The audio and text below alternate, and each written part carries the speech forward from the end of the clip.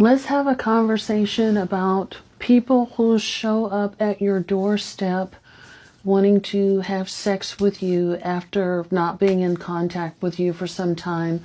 Hi, my name is Dr. Natalie Jones. I'm a licensed therapist. I've been counseling men and women for many years who have experienced abuse, as well as those who have been perpetrators of abuse.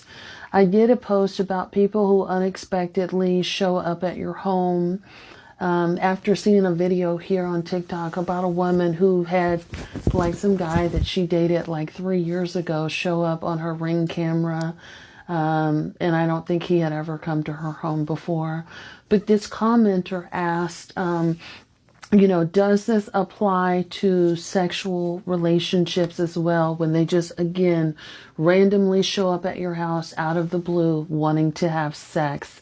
And trigger warning, by the way, to anybody. To me, when people are doing that, they are, again, expecting to catch you. When people don't call you and check in to see how you're doing, but they randomly show up at your doorstep wanting to have sex, they are coming with the expectation that you owe them sex.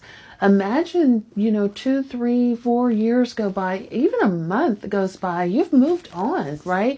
You've got things in your life. Anything could be going on at your home.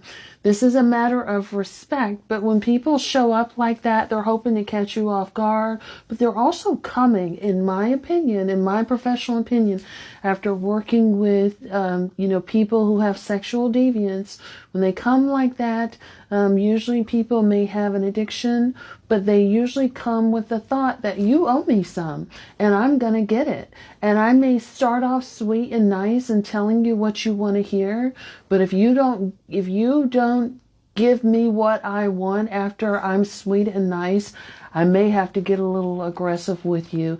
And that, them showing up to your door like that, to me, is already the first sign of aggression and instability. And it's a lack of respect for boundaries. They don't respect your boundaries because they don't want to hear the word no.